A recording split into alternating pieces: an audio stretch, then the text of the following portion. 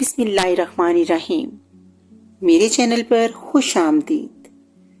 رشیدہ ایک پڑھی لکھی سمجھدار عورت تھی۔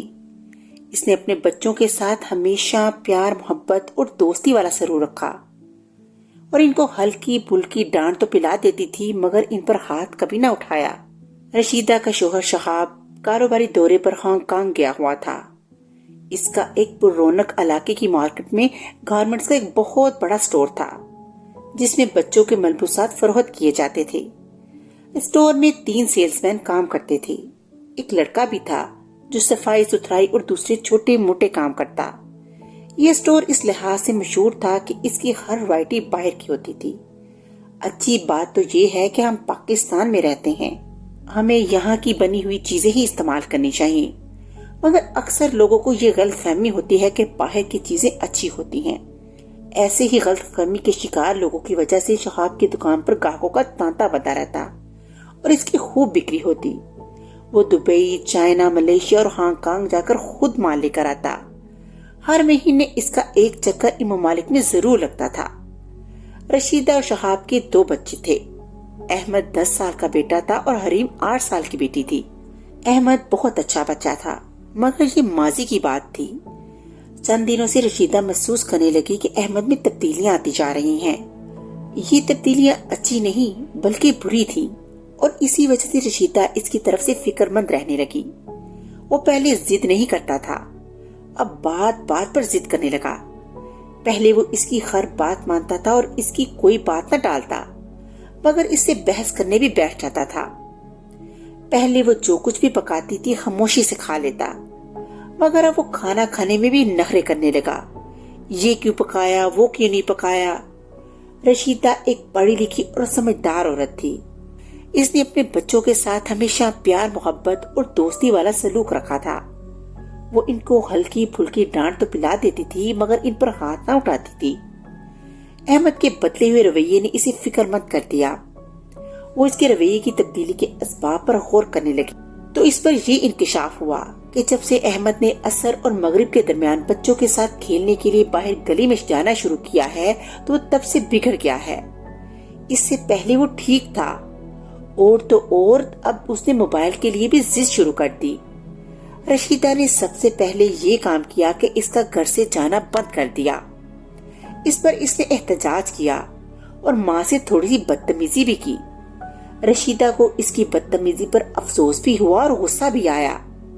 اس رات شہاب دکان سے گھر آیا تو رشیدہ نے احمد کی حرکتوں کی شکایت کی۔ نتیجے میں اسے باپ کی جانب سے ڈانٹ سننی پڑی۔ وہ باپ سے ڈرتا تھا۔ اس نے گھر سے نکلنا تو بند کر دیا مگر اس کی ضدوں میں مزید اضافہ ہو گیا۔ یہ ضد زیادہ تر کھانوں کے سلسلے میں ہوتی تھی۔ شہاب کو ہانگ کانگ گئے ہوئے پہلا روز تھا۔ احمد اور حریم اسکول سے آ گئے تھے۔ ان کے اسکول 1 ہفتے کے لیے بند ہو گئے۔ اسکولوں کی چھٹیوں کی وجہ سے حریم بہت خوش تھی۔ گھر میں آتے ہی اس نے جو خبر رشیدہ کو سنائی تھی، احمد خاموشی سے اپنے کمرے میں چلا گیا۔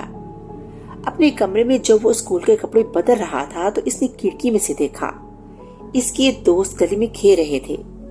اس کے دل کو ایک دھچکا سا لگا۔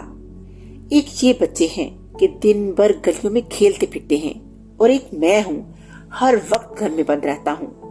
میرے لیے کتنی پابندیاں ہیں، یا تو ٹی وی دیکھو یا کھلونوں سے کھیلو یا پھر کہانیوں کی کتابیں پڑھتا رہوں۔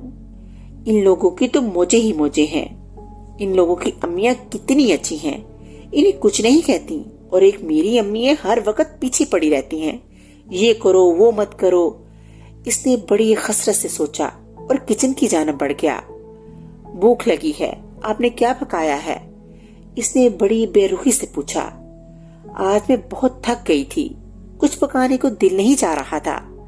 میں نے دال چاول پکا لیے ہیں، شام کو کوئی اچھی چیز پکا لوں گی۔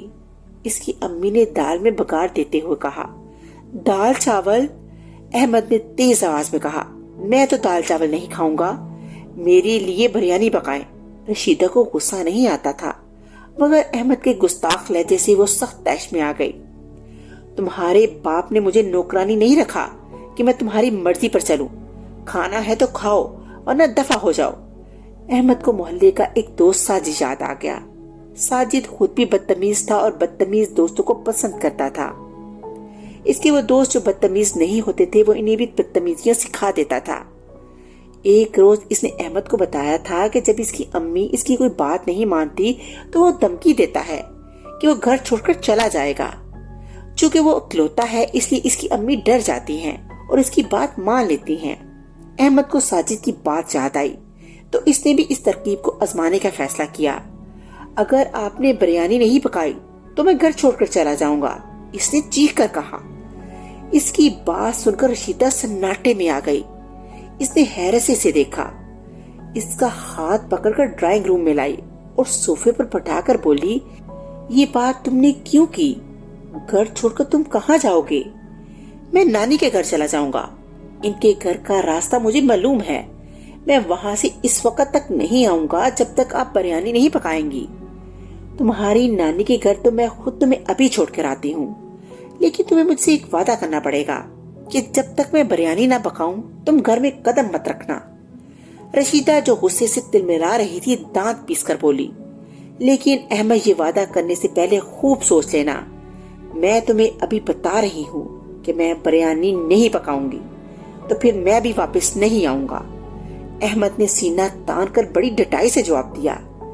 रशीदा चंद लम्हे तक इसे घूरती रही, फिर उठी। जल्दी जल्दी इसके कपड़े एक बैग में भरकर इसको बैग पकड़ाया और इसे गाड़ी में बिठाकर नानी के घर ले गई, जो ज्यादा दूर न था। हरीम भी इसके साथ थी। गाड़ी में रशीदा ने हरीम को भी अहमद की गुस्ताखी के बारे में बता दिया। हरीम बहुत अच्छी लड़की थी। इसने आज तक अपनी माँ से कोई बदतमीजी ना की। अहमद की हरकत के मुतालिक सुनकर इसे अफसोस हुआ। वो अहमद से बहुत मोहब्बत करती थी। इसने बाई को समझाने की कोशिश की मगर अहमद न समझा और हरीम से बोला, अगर मेरा इतना ही हाल है तो अम्मी से कह दो कि बिरयानी पका ले, मैं घर छोड़कर नहीं जाऊंगा। हरीम खामोश हो गई। थोड़ी देर बाद वो लोग नानी के घर पहुंच गए। नानी के घर के ऊपर वाले पोर्शन में इनका बड़ा बेटा, इसकी बीवी और 3 बच्चे रहते थे। नानी माँ नीचे रहती थी और अपना खाना पकाना खुद करती थी। नानी ने जो रशीदा, अहमद और हरीम को देखा तो खुश हो गई। रशीदा और हरीम कुछ खामोश खामोश से थे। ये बात नानी ने महसूस तो कर ली थी मगर उन्होंने कुछ पूछा नहीं।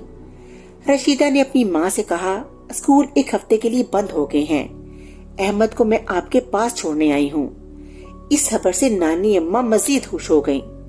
कुछ देर बाद बोली, हरीम को भी यही छोड़ देती, इसका भी तो दिल कर रहा होगा, इसका भी तो स्कूल बंद हो गया होगा।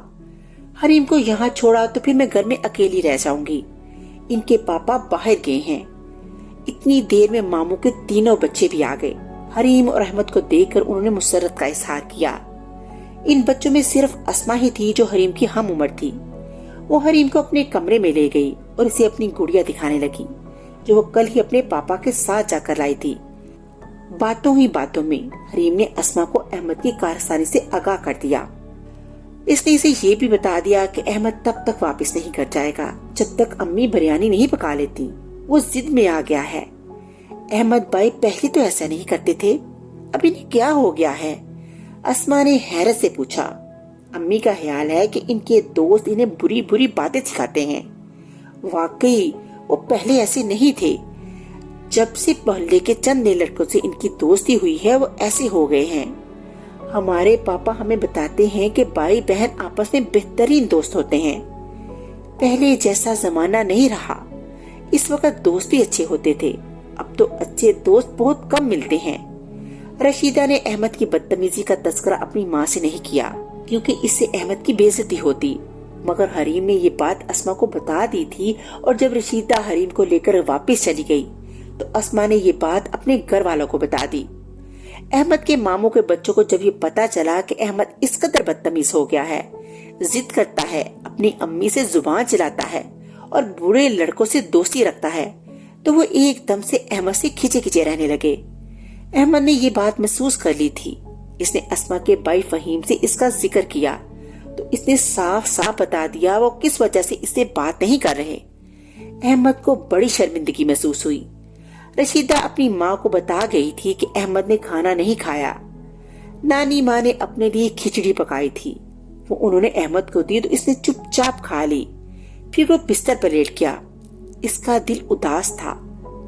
اسے کچھ احساس ہو رہا تھا کہ وہ غلطی پر تھا۔ اس سے پہلے کہ یہ احساس بڑھتا اسے نیند آ گئی۔ شام کو آنکھ کھلی وہ کمرے سے باہر آیا۔ ماموں کے بچے اسے دیکھ کر ادھر ادھر ہو گئے۔ اس کا دل کٹ کر رہ گیا۔ یہ لوگ مجھے برا لڑکا سمجھتے ہیں، اسی لیے بات نہیں کرتے۔ اس نے اداسی سے سوچا۔ اسے اپنی امی اور حریم یاد آنے لگی۔ اس کا دل چاہ رہا تھا کہ اڑ کر گھر چلا جائے۔ اس کے دل میں ایک امید سی تھی کہ شاید امی نے رات کے کھانے پر بریانی پکا لی ہوگی۔ وہ نانی کے پاس آیا۔ نانی امی، میری بات حریم سے کروا دیجئے، اس نے بڑے ادب سے کہا۔ نانی ماں نے رشیدہ کا نمبر ملایا اور موبائل احمد کو دے دیا۔ دوسری طرف رشیدہ تھی۔ مجھے حریم سے بات کرنی ہے، اس نے بڑے کمزور لہجے میں کہا۔ تھوڑی دیر بعد اس کے کانوں میں حریم کی آواز آئی۔ احمد بھائی، بڑے مزے آ رہے ہیں، اکیلی ہی اکیلے چلے گئے؟ جھوٹے منہ بھی ہم سے نہیں پوچھا کہ حریم تم بھی نانی کے پاس یہاں رہو گی؟ حریم نے شوخ آواز میں کہا۔ احمد نے سنی انسنی کر کے کہا، حریم کیا رات کے کھانے میں بریانی پکی ہے؟ چونکہ اس نے حریم کی بات کا جواب نہیں دیا تھا، اس بات سے وہ چڑ گئی اور جھنجھلا کر بولی، بریانی نہیں پکی ہے، اپنی ضد چھوڑ کیوں نہیں دیتے؟ احمد نے اس کی اگلی بات نہیں سنی اور مایوسی سے فون بند کر کے نانی اماں کو دے دیا۔ رات کو ماموں آئے تو انہوں نے احمد کو دیکھ کر خوشی کا اظہار کیا۔ پھر اس سے بولے، میاں رات کا کھانا تم ہمارے ساتھ کھاؤ گے۔ اپنی ماموزاد بہن بھائیوں کا تلخ رویہ احمد کو یاد آ گیا۔ اس نے کہا، شکریہ مامو جان، نانی ماں نے میرے لیے دال چاول بنا لیے ہیں، میں ان کے ساتھ ہی کھانا کھاؤں گا۔ رات جب وہ سونے لگا تو اس کا دل بھر آیا۔ اسے اپنی امی یاد آنے لگی۔ اس کی آنکھوں میں آنسو آ گئے۔ اسے رہ رہ کر اپنے رویے پر افسوس ہو رہا تھا اور یہ احساس ہو گیا تھا کہ غلطی اسی کی تھی۔ اس کی امی اس سے کتنا پیار کرتی تھی، اس کی چھوٹی چھوٹی ضروریات کا بھی حد سے زیادہ خیال رکھتی، اس کی ہر سالگرہ بڑی دھوم دھام سے منانے کے انتظامات کرتی، بازار جاتی تو اس کے لیے طرح طرح کے کھلونے خرید کر لاتی۔ ان کی اس محبت اور توجہ کا اس نے یہ صلہ دیا کہ ان سے تیز آواز میں بات کرنے لگا، ان کی باتیں ماننا چھوڑ دی۔ کس قدر برا کیا تھا میں نے، اس کے منہ سے بے احتیاط نکلا، اور اس شدید شرمندگی کے احساس سے مغلوب ہو کر اس نے زور زور سے رونا شروع کر دیا۔ نانی ماں پریشان ہو کر اس کے پاس آئیں۔ رونے کی آواز اتنی تیز تھی کہ ماموں، ممانی اور ان کے تینوں بچے بھی نیچے آ گئے۔ کیا ہوا احمد، تم رو کیوں رہے ہو؟ ماموں نے گھبرا کر پوچھا۔ مجھے امی یاد آ رہے ہیں، میں نے اپنی بری حرکتوں سے انہیں ناراض کر دیا، میں شرمندہ ہوں، مجھے ان کے پاس لے چلیے، میں ان سے معافی مانگوں گا، میں ان سے یہ وعدہ بھی کروں گا کہ آئندہ اچھا بچہ بن کر رہوں گا اور کسی قسم کی ضد نہیں کروں گا۔ ماموں جان نے اسی وقت گاڑی نکالی۔ گاڑی میں نانی ماں، ماموں، ممانی، ان کے تینوں بچے اور احمد ٹھس ٹھسا کر بیٹھ گئے اور تھوڑی ہی دیر میں رشیدہ کے گھر پہنچ گئے۔ رشیدہ کو دیکھتے ہی احمد دوڑ کر اس سے لپٹ گیا۔ امی مجھے معاف کر دیں، اب میں آپ کو ایک اچھا بچہ بن کر دکھاؤں گا، میں وعدہ کرتا ہوں۔ رشیدہ نے اس کو پیار سے خود سے لپٹا لیا۔ جانتے ہو احمد، جب سے تم گئے ہو میں نے نہ دوپہر کا کھانا کھایا نہ رات کا۔ مجھے خوشی ہے کہ تمہیں اپنی غلطی کا احساس ہو گیا۔ یاد رکھو، ماں باپ اپنے بچوں سے جو کہتے ہیں اس میں بچوں کی بھلائی ہوتی ہے۔